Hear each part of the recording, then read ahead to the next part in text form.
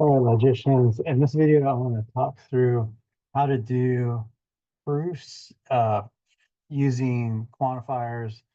And I'm in 9D. If you're following along in your textbook, this is in your textbook, and section 1, exercises number 5. And the answer's in the back of the book too. So here's the problem. We've got this. So when you're working one of these proofs with, well, really any proof, I really recommend the first thing you try to do is say the premises out loud to yourself in English. It often helps you conceptualize the problem and help you to actually see what's going on more clearly than if you just look at the big jumble of letters. So if we look at the first premise, what that is saying in English is this: for all x's, if x is f, then x is also h. In other words, all the f things are h things. Premise 2 is saying for all x, if x is f, then x is g. So all the f things are also g things. And the conclusion is saying that if something is f, then it is both g and h. I should say h there. All right, so that's one way that may help you trigger some thoughts. Now, the other thing that you should do when you have quantified premises and quantified conclusion is look at what you've got without the quantifiers, because usually the first step of doing a proof that takes you from quantified premises to a quantified conclusion is to instantiate those quantified premises. And then the last step you're probably going to do is to generalize unquantified premises into the conclusion, because all your implication and replacement rules aren't going to work on bound variables, on statements that are quantified. You're only going to be able to use them without the quantifiers. So here's what that would look like. So if I take premise 1 for all x, if x is f, then x is h. I'm going to use universal instantiation, actually both on both those premises. Okay, and we've got if x is f, then x is h, et cetera, et cetera.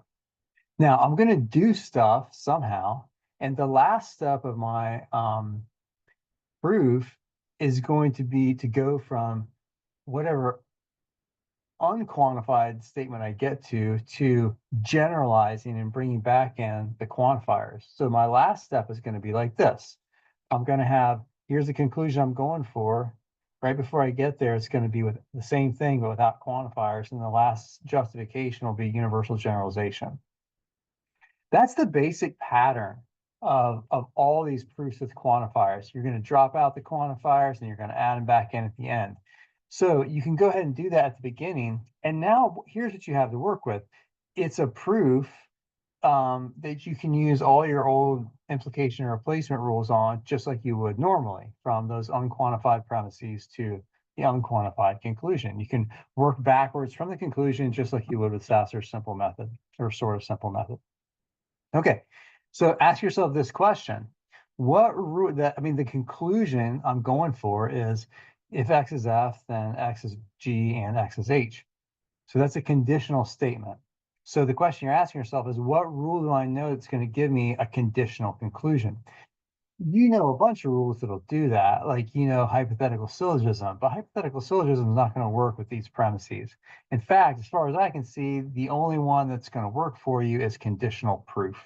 Remember, conditional proof proves a conditional statement.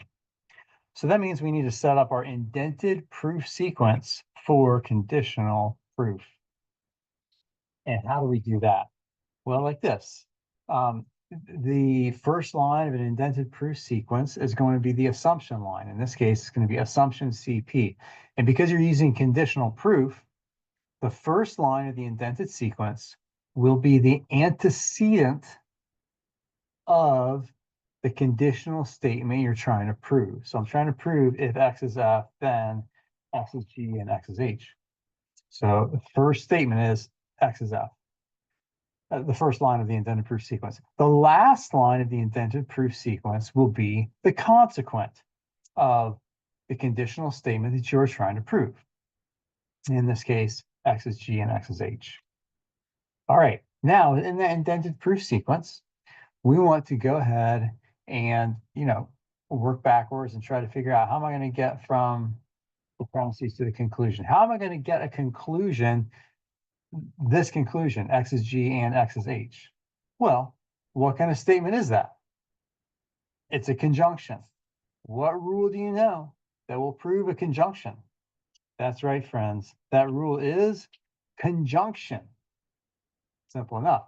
Now, in order to use conjunction, what premises do you need? Well, you need a line with each of the conjuncts on it. So I need to prove X is G and I need to prove X is H, and I can put them together with the conjunction rule. Okay, now I'm asking the question, how am I going to get X is G? Well, friends, where do you see X is G in the premises? There it is in line 4. It's the consequent of a conditional statement.